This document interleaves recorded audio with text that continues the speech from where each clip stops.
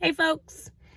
So I'm over here at Kaiser. Look at back there. You see that big old red stop sign? So you have to stop at the door and then they ask you questions. And then if you're safe to come in, you get a green sticker. So I had to go check in for Daniel's prednisone, which is a liquid steroid, which is the red zone medication. Speaking of that, if you're an asthmatic, you should have an action plan, is what it's called. There's the green zone, yellow zone, and the red zone. And I know a lot of asthmatics who don't even take a controller inhaler because they think they're fine or they outgrew it. But no, you don't outgrow asthma, okay? You grow, so your airways are bigger. And so when there's inflammation and irritation, it doesn't seal up so fast. So when they're little guys, right? When kids are small, their airways are smaller, but when you grow, they get bigger. And so you're less symptomatic. Now, this coronavirus attacks your lungs, your upper respiratory system, with a dry cough and shortness of breath. So asthmatics are super high risk because that's already what gets irritated and symptoms come from when they get a minor cold. So I'm really appreciative of all of these precautions being taken because every year, every cold and flu season, people are not washing their hands. They are not staying home from school or work when they're sick with the flu. It really ticks me off because there are so many kids and people who get sick needlessly because people are irresponsible. It's really annoying to me in this time of how they got to shut the country down because people are so stupid and irresponsible. Like literally, that's why people have had to shut everything down, is because of the idiotic people out there who are inconsiderate of anyone else out there. Like, just don't even get me started. Like Kaiser, you see right there, they open the door, they got the red stop sign and they say, stop. Have you traveled overseas? Do you have any symptoms? And you got to say no. If you say yes, you get the green sticker. All right. You get the path to go walk through there. And, I don't know. I'm just appalled at people's stupidity. Okay. Here's another thing that I'm ticked off about is I haven't looked at the stats of how many people have died from coronavirus, okay, but it's in the thousands. And do you know that every year 90,000 to 140,000 people die a year from measles?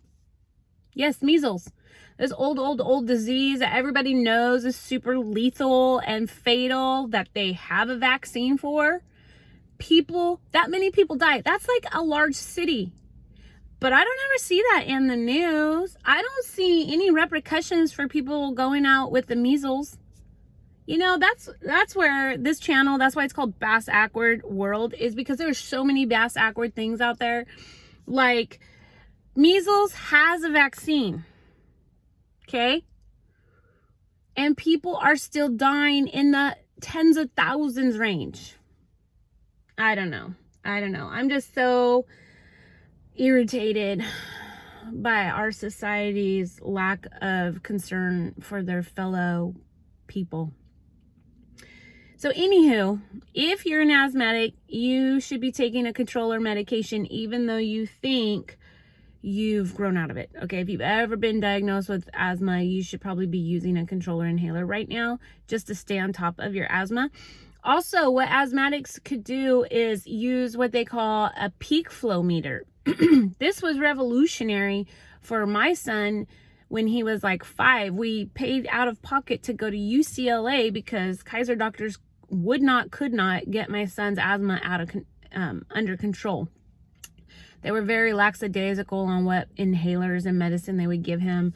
They took forever to diagnose him with asthma because he had this severe coughing kind that when his allergies flare up, his airways just make him cough, which is very irritating because once his cough gets flared up, it's like no sleep for at least 3 days when we start the prednisone, which is worst case scenario, right? We didn't have an action plan. I'm telling you, like, if we had not gone to Dr. Rachel Efsky to UCLA, I don't even know where my son would have been. So anywho, he equipped us, Dr. Rachel Efsky, he's retired. But anywho, he's got books out there if you have uncontrolled asthma. It could help you. But we got equipped with a peak flow meter. And what it is just a little tube that kids blow through every day, or even adults.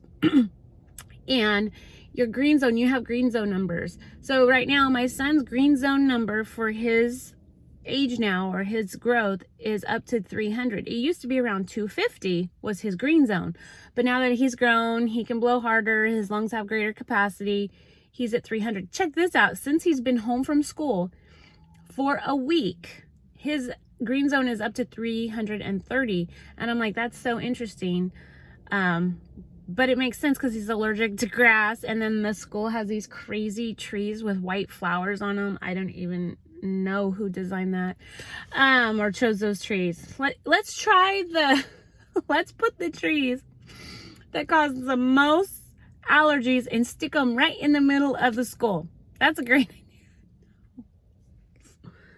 God, I must just be irritated today. I've been at home for a few days. And my poor family, I'm so opinionated, and I'm always like, I don't understand it. They just got to put up with me. And you guys are those who watch this, you guys are my voluntary audience. Anyways, I'm having ADD today. That's really been bad for me. I really am an adult with ADD, just by the way. So when I make that joke, I'm not really picking on people. I'm literally ADD. So just know that if I ever say that in a video, I'm serious about that. Anywho, it's like ping pong, having a conversation with me back and forth, back and forth. Back to the action plan.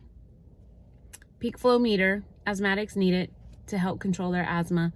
And so I'm on my son right now. You need to be using that, because what happens is the peak flow meter will measure the capacity in your lungs. And so once that number starts coming down before you have symptoms, okay, this is why it's so crucial and amazing to have, is, let's say if my son's green zone number is around 300, let's say he woke up this morning and he breathed a 260 and he has no symptoms, I immediately go to using his albuterol every 4 hours. Now, tonight, if he blows 250, 260, and the albuterol has not made an impact, I immediately go to his yellow zone plan, which is adding on his second inhaler. So for his green zone maintenance, he uses a 115/21 Advair inhaler. If he blows under his green zone, right, like around 260, 270, and the albuterol has made no difference in his lung capacity, I add on a Flovent inhaler, which is the 44 microgram one, and I add on 3 puffs to that immediately. I do not wait for my asthmatic to have outward symptoms, because it's like overnight. My kid can go from waking up normal, maybe he's blowing lower, but no symptoms, to that night, in the middle of the night, if I do not add on his yellow zone inhaler, he immediately can just start coughing, having these coughing spells. If he wakes up the next day, he can literally go from hardly coughing to constant coughing within a 24-hour period. So once his numbers would drop to probably 240, because he is so sensitive and so easily gets out of control, I will try that Flovent inhaler for a day, and if I see improvement, then I'll just keep with the inhaler, which is you use it for about 7 to 10 days at that extra dosage, right? Now, in the event I'm using the Flovent inhaler, his 3 puffs of the Flovent after his 2 puffs of Advair, and he's coughing nonstop, within the first hour or 2 of my kid starting that nonstop coughing, I immediately start prednisone. Because for my son, on the Flovent, he should not even begin to cough nonstop. Like, that is the point of the inhaler, is to open his airways even more with that anti-inflammatory. And the Advair has a long-acting antagonist or bagonist, or I can't remember what it's called, but you know, the thing that albuterol does opens his airways short term for about 4 hours. The salmeterol in the Advair inhaler is an additional long-acting medicine that does what albuterol does, but for like 12 hours, right? So if he's got that in his system and extra anti-inflammatory, and he's starting to cough nonstop, well then, dude, I gotta bring out the big dog, the prednisone. And all of that to say, that's why I'm here at Kaiser. I'm picking up his prednisone, and then I go and follow those instructions.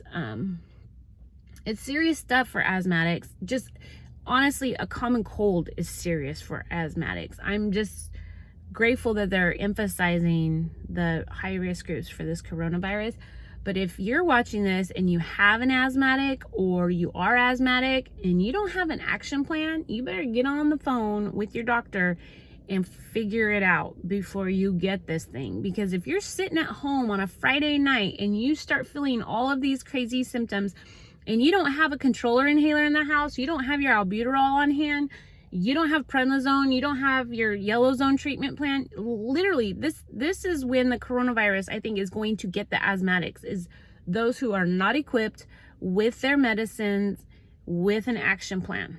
So anywho, thank you for listening to me and helping the waiting time on the prednisone pass. I gotta go in there now where everyone has face masks now.